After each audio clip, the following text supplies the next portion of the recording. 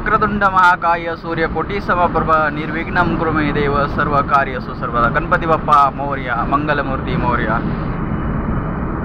नमस्कार शेतकरी मित्रांनो, आज दिनांक आहे 10 मे 2025 आणि हा महिना खरीप हंगामाचा पूर्व मशागतीचा महिना म्हणून ओळखला जातो। आणि आज आपण हळद या पिकावर पूर्व मशागत आणि पूर्व व्यवस्थापन कसं करायचं यासाठी आपण आज परभणी ते सेनगाव या रूटला जात आहोत। हिंगोली जिल्हा, परभणी ते हिंगोली जिल्हा। तर हळदीचं पूर्व व्यवस्थापन आणि हळदीची पूर्व मशागत, जमिनीची पूर्व मशागत आणि हळदीला जे आपण बेडवर डोस टाकणार आहोत शेणखत, या शेणखत कच्चं शेणखत नाही टाकायचं मित्रांनो। कच्चं शेणखत टाकल्यामुळे सगळे प्रॉब्लेम येतात भविष्यामध्ये। त्यासाठी कच्चं शेणखत टाकू नका ही सर्वांना विनंती आहे। तर कच्च्या शेणखताचं पक्कं शेणखत कसं बनवायचं, त्याचा डेपो कसा टाकायचा, यासाठी आपण क्रॉप ट्रीटमेंट घेऊन परभणी ते हिंगोली या रूटवर जात आहोत। तर डेपोचा व्हिडिओ मी टाकीलच, ते पहा सर्व शेतकऱ्यांनी। आणि पहा, सूर्यनारायणांचं आगमन झालेलं आहे। ओम सूर्याय नमः, ओम प्रजापते नमः, सूर्याय इदं नमः, प्रजापते इदं नमः। सूर्यनारायणाला माझे कोटी कोटी दंडवत। तर मित्रांनो,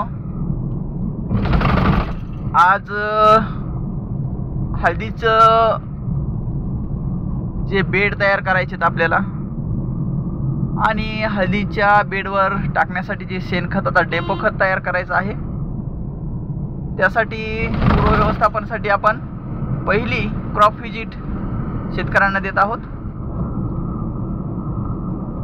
तर मित्रांनो, एक विनंती आहे परत एकदा, कच्चं शेण टाकू नका। कच्चं शेण टाकू नका। कच्चं शेण टाकल्यानं काय होतं की जे फंगल शेणखतावर वाढलं आहे, शेणखत म्हणजे काय की उकंड्यात आपलं शेणखत कुठं असतं आज, उकंड्यामध्ये। आणि उकंड्यामध्ये काय असतं, निगेटिव्ह एनर्जी असते, है ना। उकंड्यापाशी गेल्यावर आपल्याला कसं वाटतं बरं, अस्तब्ध वाटतं, है ना, आणि घाण वाटते, है ना, आपल्या मनाला चांगलं वाटत नाहीये, म्हणजे दुर्गंध येतो तिथं। आणि दुर्गंध जर आपण आपल्या शेतामध्ये टाकला तर काय होईल, दुर्गंध पसरवणारी एनर्जी तिथं जास्त वाढीस लागल। आणि दुर्गंध पसरवणारी एनर्जी म्हणजेच काय, फंगल इन्फेक्शन, है ना। मग फंगल इन्फेक्शन जर आपल्या शेतामध्ये वाढलं तर तिथं हानिकारक बुरशी आपल्या शेतामध्ये वाढतील। आणि हानिकारक बुरशी जर आपल्या शेतामध्ये वाढल्या तर बॅड लक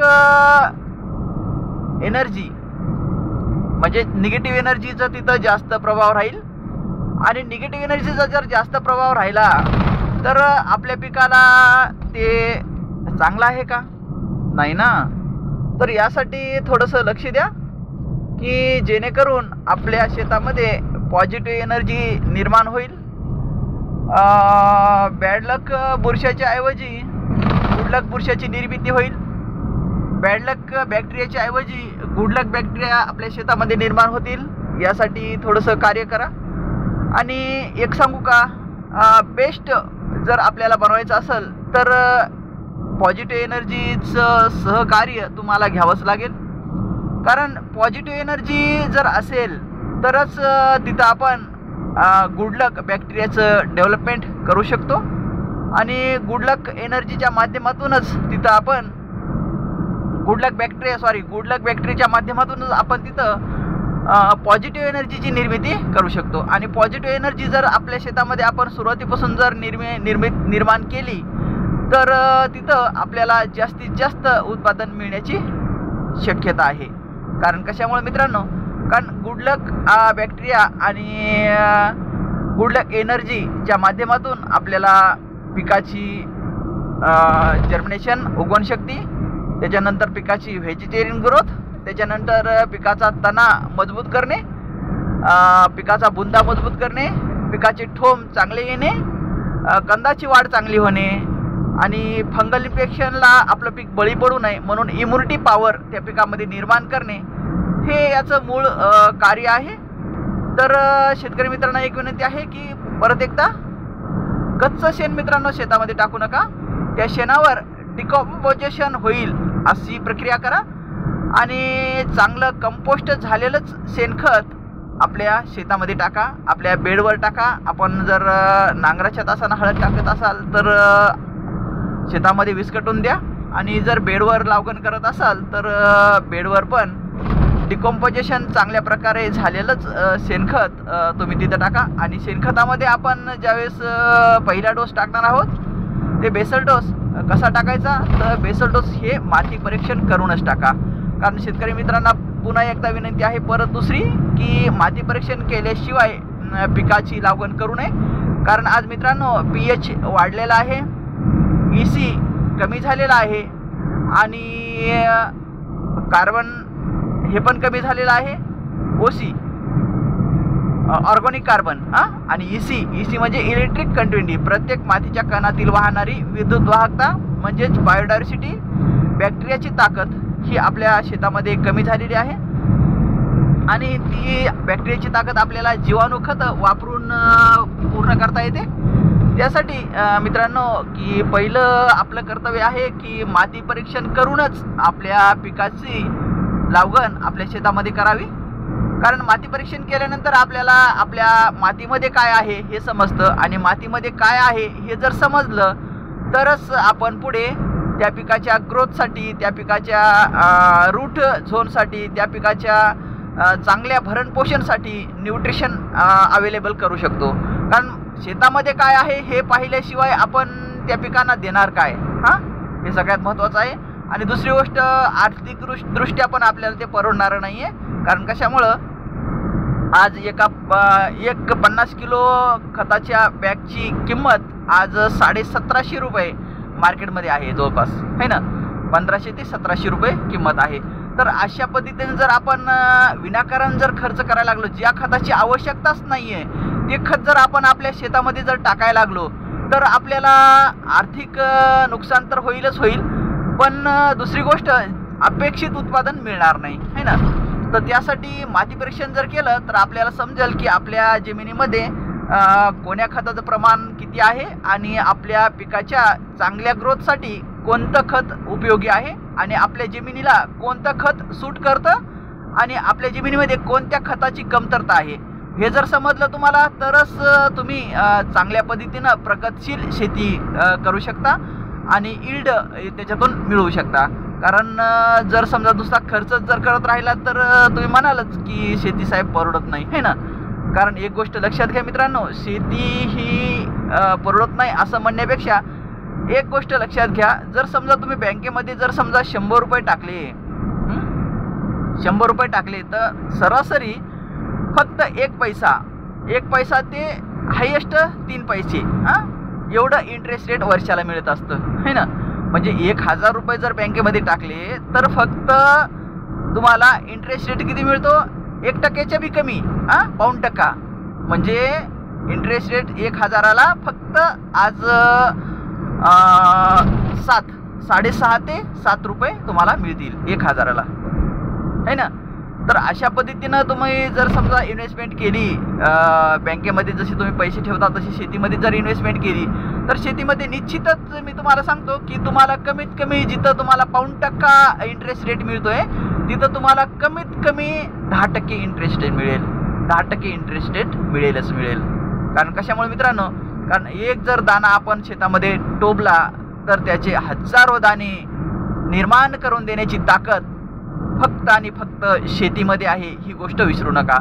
कारण तुम्ही जर बँकेमध्ये 1000 रुपये किंवा 100 रुपये टाकले तर वर्षाच्या काटाला तुम्हाला 101 रुपये मिळेल. म्हणजे किती आगाव मिळाले, फक्त 1 रुपया आगाव मिळाला. आणि शेतामध्ये जर ते 100 रुपये जर तुम्ही टाकले ना तर कमीत कमी 110 रुपये हे 100% मिळतील, 100% निश्चितच. हे लिहून ठेवा तुम्ही, त्याच्यात कुठलीच हे नाही आहे, कमतरता नाही आहे. त्याच्यापेक्षा जास्तही मिळू शकतात, दुप्पट मिळू शकतात, 100चे 200 मिळू शकतात, 100चे 150 मिळू शकतात, 100चे 125 मिळू शकतात, पण 100चे 99 रुपये किंवा 101 रुपये कधीच मिळणार नाही, ही गोष्ट लक्षात घ्या. त्यासाठी मित्रांनो शेतीमध्ये इन्व्हेस्टमेंट करा. आणि शेतीमध्ये इन्व्हेस्टमेंट कशी करा तर अभ्यास करून करा, है ना. की विनाकारण उगाच काहीतरी कोणीतरी कोणता खत आणून टाकला, कोणीतरी कोणतं औषध आणून फवारलं, कोणतं तरी बियाणं आणून टाकलं, तर असं करू नका. कारण मित्रांनो असं जर केलं तर तुमची शेती ही नुकसानीमध्येच जाईल, ही गोष्ट लक्षात घ्या. त्यासाठी लक्षपूर्वक शेती करा. आणि शेती ही तुम्ही व्यवसाय म्हणून स्वीकारली का, उद्योजक आहेत का तुम्ही, म्हणजे कृषीचे उद्योजक आहेत का, हे एक अगोदर तपासून पहा. कारण मित्रांनो आपण शेती करतो ही पारंपरिक पद्धतीनं, है ना. तर पारंपरिक पद्धतीनं आपल्याला शेती नाही करायची.